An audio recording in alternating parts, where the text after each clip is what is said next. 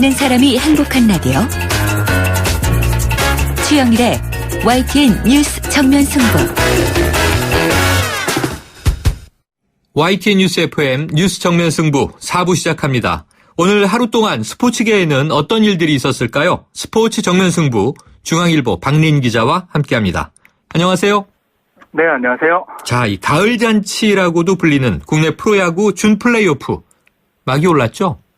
네, 정규 시즌 3위 넥센과 와일드카드 결정전에서 올라온 LG가 오전 3승제 플레이오프에 돌입했는데요. 네. LG와 넥센의 라이벌 경기는 스페인 프로축구 바르셀로나와 레알 마드리드의 더비인 엘 클라시코에 빗대서 엘레 라시코라 불릴 만큼 뜨거운데요. 양팀 감독과 선수들이 필승을 외치고 있습니다. 네, 엘넥 라시코 앞자를 한 글자씩 땄군요. 네. 자, 오늘 1차전 열리고 있는 겁니까? 네, 양팀이 고척돔에서 플레이오프 1차전을 치르고 있는데요. 넥센은 3선발 맥그르거, LG는 강속구 투수 소사 선수를 선발 기용했는데요. LG가 1회 초에 히메네스 선수의 땅볼로 선제점을 올리면서 4회 말 현재 LG가 1대0으로 앞서 있습니다. 아, 그렇군요. 팽팽할 것 같은데요. 자, 그런데 지금 경기는 경기지만 국내 프로야구에서 이 감독 교체의 칼바람이 불고 있다고요? 네, 맞습니다. 2년 연속 꼴찌에 그친 KT가 조범현 감독과 재계약하지 않기로 결정했고요. 네. 올 시즌 6위에 그친 SK도 김용희 감독과 결별했습니다. 반면에 7위에 머문 하나 김성근 감독은 계약 기간이 1년 남았는데요. 하나그룹이 일단은 유임 쪽으로 가닥을 잡은 것으로 알려졌습니다. 자, 또 내년 시즌에는 어떤 감독들이 이제 기용될지 지켜봐야 될 것 같습니다. 자, 이란 원정에서 정말 졸전 끝에 패한 축구대표팀 오늘 귀국했죠? 네, 축구대표팀이 이란과 월드컵 최종 예선 4차전에서 0대1로 지면서 조 3위까지 추락했고요. 월드컵 본선행도 장담할 수 없는 상황이라서 일각에서는 벌써부터 감독 경질설이 나오고 있습니다. 오늘 귀국한 슈틸리케 감독은 한국 축구는 지난 12년간 10명의 감독이 평균 15개월을 부임했는데 새 감독 밑에서 한국 축구는 무엇을 얻었는가라면서 불편한 기색을 나타냈습니다. 네, 일견 일리 있는 이 분석일 수 있지만 그런데 이 슈틸리케 감독이 패배의 책임을 선수에게 돌려서 비난을 받고 있었죠?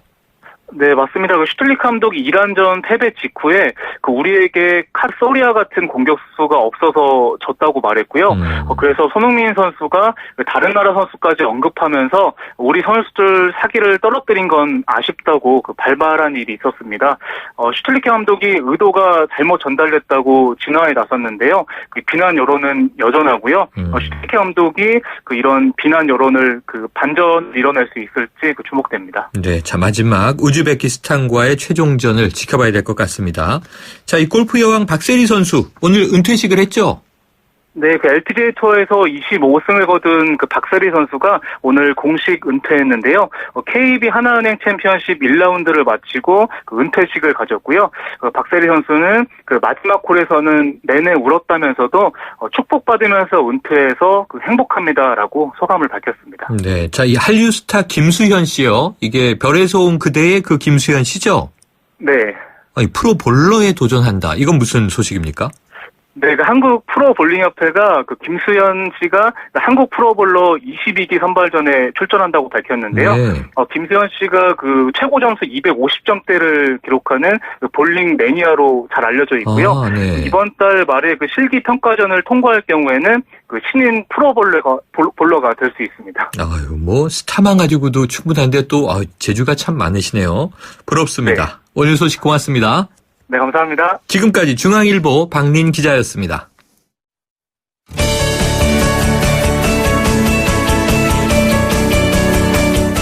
(5년) 뒤의 우리 경제? 지금 알 수 있습니다. 트렌드로 본 대한민국 경제.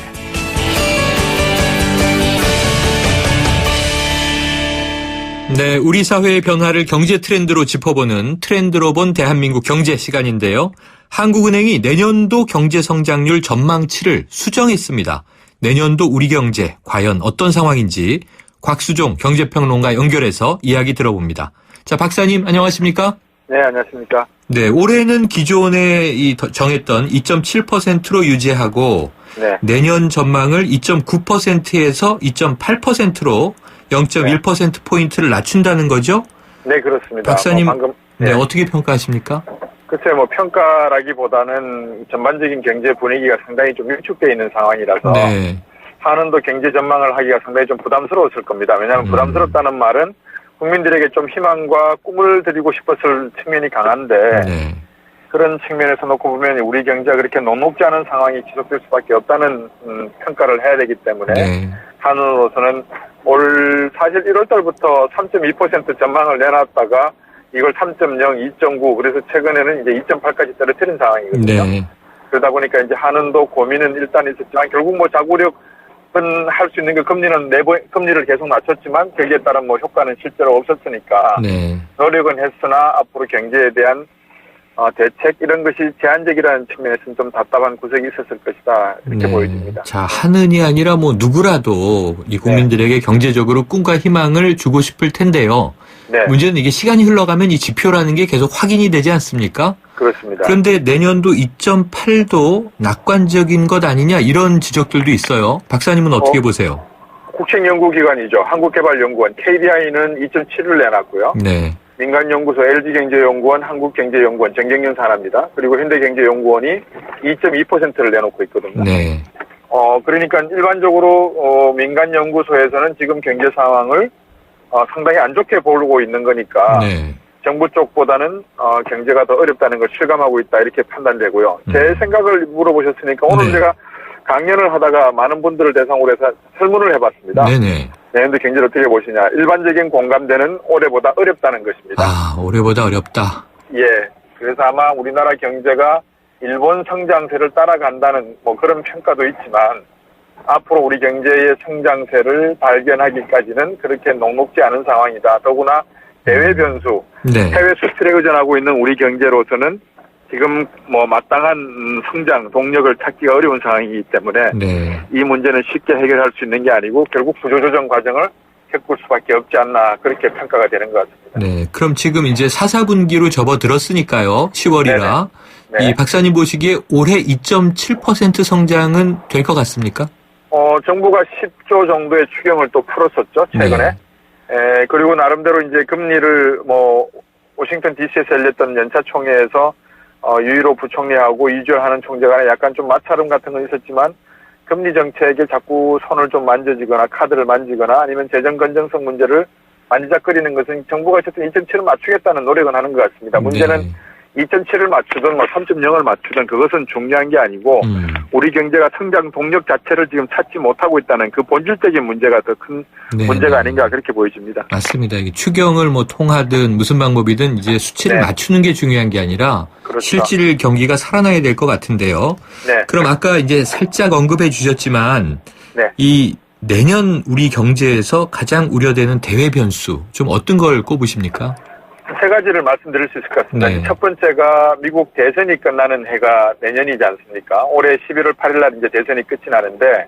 내년에 이제 이취임을 하죠. 그렇죠. 내년 1월 20일 날 이제 이취임식을 갖는데 네네. 아무래도 미국 대선이 끝나고 나면 그 다음에, 그러니까 대선이 있는 해보다 그 다음에 통화 긴축으로 들어가기 때문에 경제가 위축된다는 게 일반 미국 경제학자들의 그 연구 논문에서 나오고 있습니다. 네. 그래서 미국 경제는 지금 미국 경제학회지를 비롯해서 2017년 말, 2018년 초에 공황이 올 수 있다라는 경고를 내리고 있고 미연준 의장, 옐렌 의장도 그 부분을 인정하고 있는 상황입니다. 네.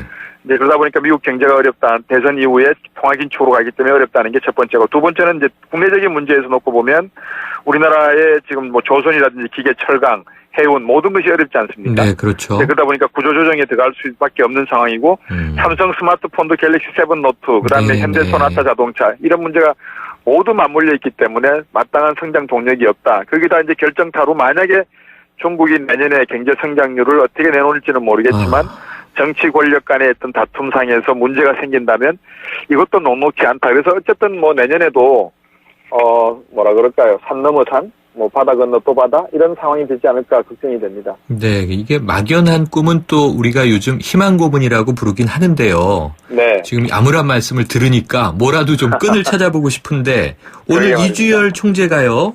네. 자, 우리 경제에 여러 하방 리스크 요인이 있다. 이렇게 이제 불안 요인, 위험 요인은 인정하면서도 네. 그런데 경기 회복을 촉진할 수 있는 상방 요인도 있다. 이렇게 얘기를 했는데 네. 이주열 총재가 얘기한 상방 요인은 뭔가요? 상방 요인을 놓고 보면 예를 들어서 이제 우리 경제가 교육 구조조정을 끝마치고 나면 원자재 가격이 상당히 지금 유가가 낮지 않습니까? 그렇죠. 저유가죠. 유가가 낮고 뭐 철강석이나 뭐 구리 가격도 낮은 상태이기 때문에 이게 어느 정도 신흥국 시장 중심으로 경제가 회복되면 보통 IMF가 지금 신흥국 경제 성장률을 2017년도에 한 4.5에서 5.0% 사이를 놓고 보고 있거든요. 네. 이제 그러다 보니까 글로벌 성장에 신흥국이 조금은 엔진 역할을 해주지 않겠는가 거기에 대한 기대감을 나타내는 것 같습니다. 네. 근데 뭐 아시겠지만 신흥국 그래봤자 아세안에 많은 국가들도 중국 경제에 의존하고 있는 상황 아니겠습니까? 이런 부분 몽골만 하더라도 지금 뭐 구리값이 금값이 떨어져서 IMF의 15억 달러 구제금융을 받으러 간 상황이거든요. 네. 그래서 신흥국 경제를 지적한 이주열 하는 총재에 대해서 저는 약간 좀 반대 의견을 개진하고 싶은 상황입니다. 아, 그렇군요. 희망의 끈이 안 보인다는 말씀이시네요. 자, 그런데 결국 정부는 이 성과를 지표로 평가받다 보니까 네네. 정말 성장률 뭐 0점 몇 %포인트에 일희일비하지 않습니까? 그렇습니다. 그러면 이게 그 단기보단 장기적인 관점, 뭐 잠재 성장률을 끌어올리는 정책, 네. 이런 좀 본질적인 측면에서는 어떤 대책이 필요할까요?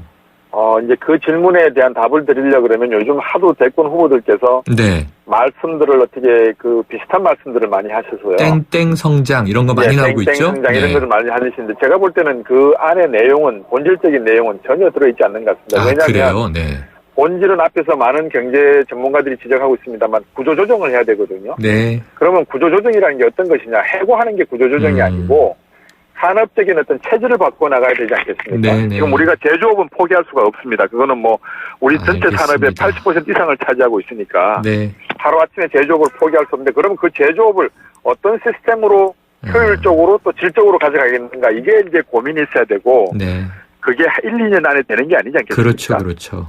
그래서 10년이라고 하는 좀 중장기적인 텀을 놓고 국민들과 함께 고민해야 될 문제인데 네. 이런 공감대를 과연 누가 이끌어낼 것인지 진정한 경제 성장에 대한 고민을 누가 국민들에게 솔직하게 정직하게 이야기할 것인지 이 걱정이 이야기를 하는 되네요. 사람이 좀 있어야 될 것 같습니다. 네. 박사님 오늘 말씀 고맙습니다. 네, 고맙습니다. 지금까지 곽수종 경제평론가였습니다.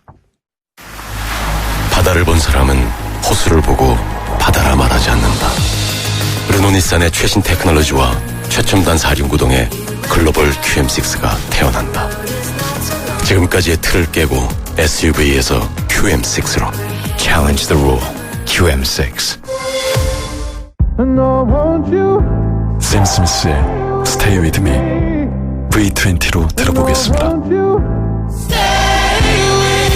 원음을 선명하게 되살리는 4개의 DAC와 전후면 광각 카메라로 새로움을 플레이하다.